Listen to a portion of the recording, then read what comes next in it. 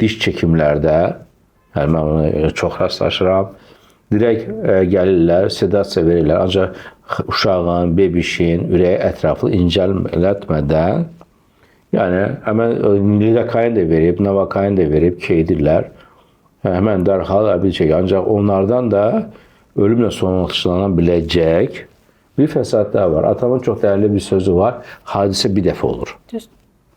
Yəni 1000 dəfə iğnə vurarsan bir şey olmaz, bir dəfə vurarsan anafilaktik şokda insan tələf olar. Və təbii ki, sonra araşdırsa ki, sən bunu niyə belə elədin? Ancaq işdən keçəndən sonra ağlamağa anlamı yoxdur. Ona görə də yəni, bu tür şeylər çox önəmlidir.